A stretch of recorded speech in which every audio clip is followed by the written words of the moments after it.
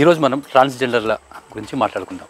ట్రాన్స్జెండర్లు అనేవాళ్ళు మనకు స్వతంత్రం రాక మునుపు అనేక రాజ్యాల్లో కూడా ముఖ్యమైన కార్యకలాపాల్లో పాల్పంచుకునేవాళ్ళు. రాజుకు కానీ ఆ రాజ్యానికి కానీ విశ్వాసపాత్రంగా ఉండేవాళ్ళు ట్రాన్స్జెండర్లు. వీరిని రాజు అనేక కార్యకలాపాల్లో ఉపయోగించేవాడు. రాజు కోసం గూఢాచార్యం చేసేవాళ్ళు, అంతరంగికులుగా ఉండేవాళ్ళు, ముఖ్యమైన కార్యకలాపాలు చేయడంలో పండితుల కంటే అధికారుల కంటే అనేక సందర్భాల్లో విశ్వసనీయతను రుజువు చేసుకున్నది ట్రాన్స్జెండర్లు. వీరికి సంతానం ఉండదు, కుటుంబం ఉండదు, బంధువులు ఎవరు ఉండరు.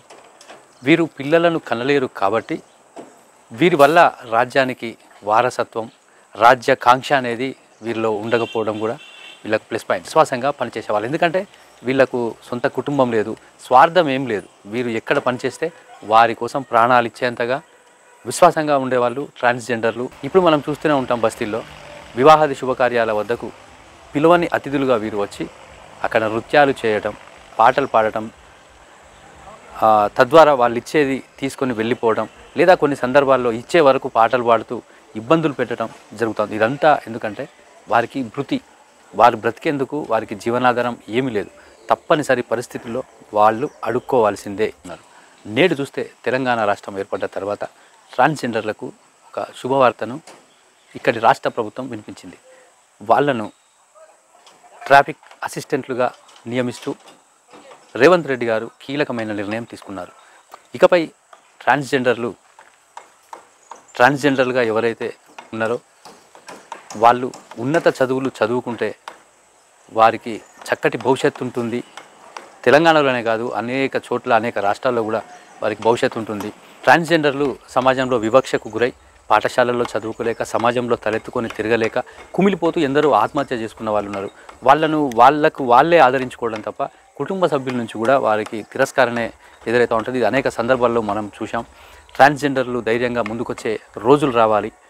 వాళ్ళు కూడా చదువుకోవాలి. పాఠశాలల్లో కానీ, కార్యాలయాల్లో కానీ, కళాశాలల్లో కానీ వారిపై వివక్ష చూపెడితే అక్కడున్న అధికారులు చర్యలు తీసుకోవాలి. ట్రాన్స్జెండర్లు కూడా వాళ్ళు మనలాంటి మనుషులే, వాళ్లకు బ్రతికే హక్కు ఉన్నది అన్న విషయాన్ని ప్రతి ఒక్కరు గుర్తుంచుకొని వారిని కూడా మనలాగే అన్ని రంగాల్లో, క్రీడల్లో, చదువులో, ఉద్యోగాల్లో, సామాజిక సేవలు అన్ని రంగాల్లో వారిని ప్రోత్సహిస్తే జీవితంలో స్థిరపడగలరు అన్న విషయాన్ని మనందరం గుర్తుంచుకోవాలి.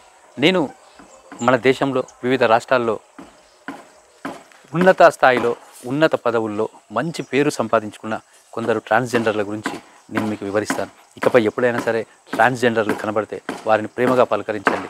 వారితో కూడా అందరిలాగే, మీ మిత్రుల్లాగే వారితో సంభాషించండి.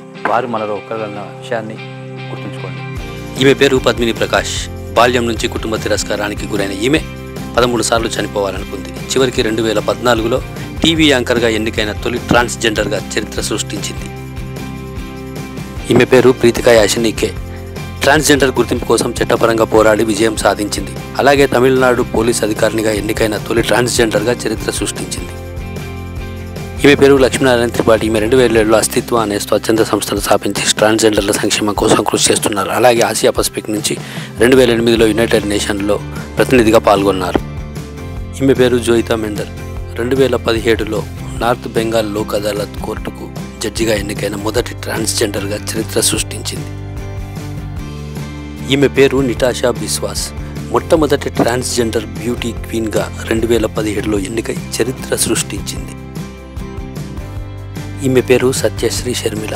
2018లో భారతదేశంలోనే మొట్టమొదటి ట్రాన్స్జెండర్ లాయర్గా చరిత్ర సృష్టించింది. ఈమె పేరు జియాదాస్. మొదటి ఆపరేషన్ థియేటర్ టెక్నీషియన్గా ఎన్నికైన ట్రాన్స్జెండర్గా చరిత్ర సృష్టించింది. ఈమె 2018లో టెక్నీషియన్గా ఎన్నికైంది.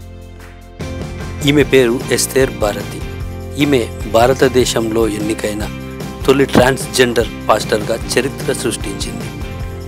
ఇది చూశారు కదా, ఇంతమంది ట్రాన్స్జెండర్లు వాళ్ళు బ్రతకటం కోసం, ఉద్యోగం సాధించడం కోసం చిక్కి మానసికంగా ముడుచుకుపోకుండా పోరాడి సాధించుకున్న ఇంతమంది చరిత్రను మనం చూసాం కదా. దయచేసి మన చుట్టూ మన మధ్య ఎవరైనా ట్రాన్స్జెండర్లు ఉంటే వారిని తక్కువ చేసి చూడకండి, వారిని ప్రోత్సహించండి, లేదా మౌనంగా ఉండండి.